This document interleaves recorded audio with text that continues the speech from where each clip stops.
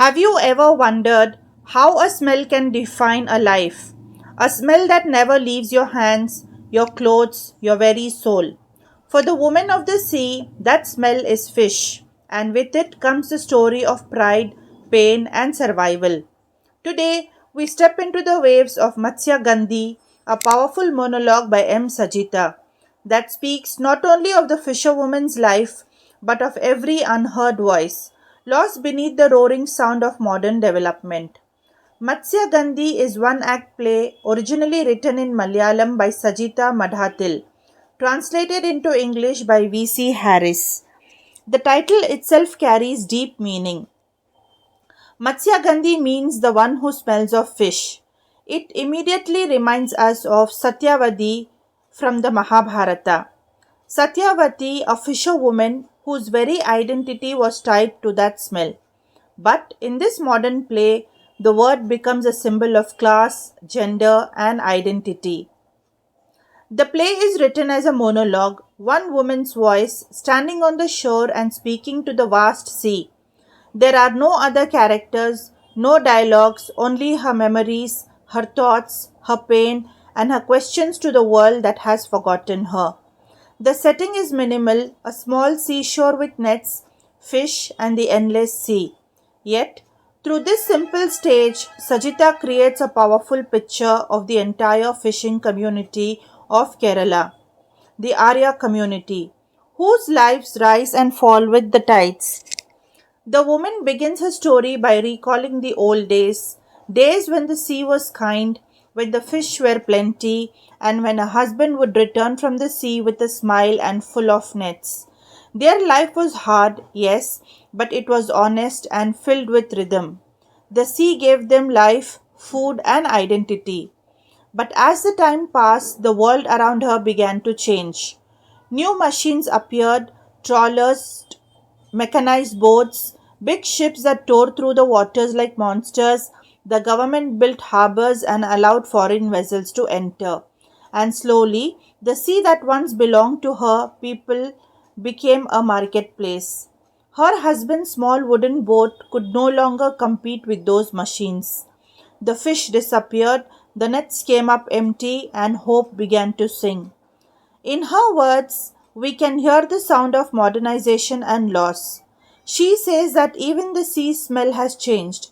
Once it smelled of life, now it smells of oil and dead fish. Through her monologue, the woman reveals not just her struggle, but the struggle of an entire community. A community caught between tradition and technology, between past and present.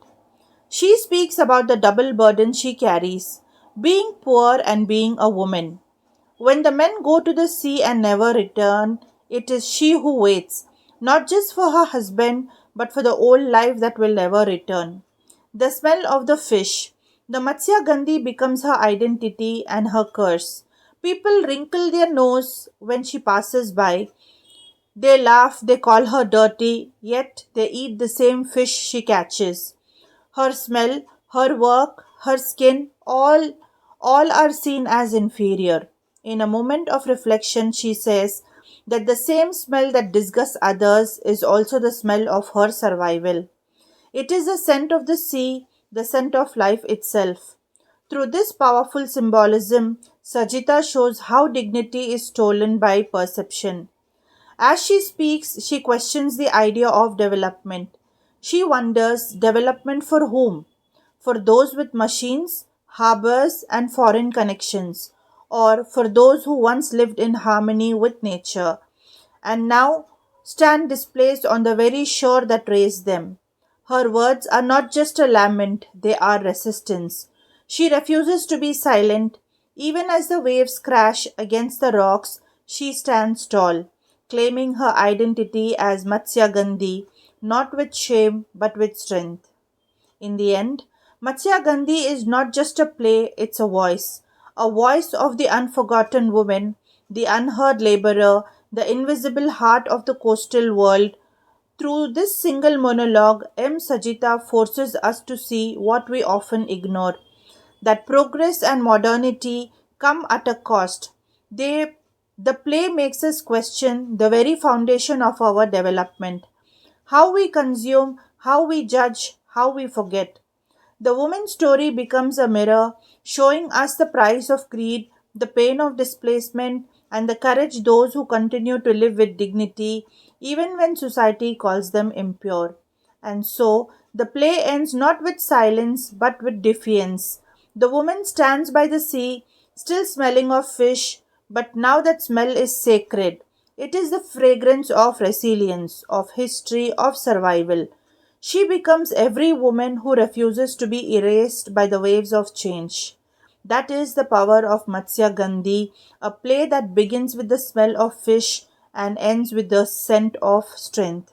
Students, if you have understood, please like, subscribe to my channel, and comment below and share it with your friends. Thank you for watching.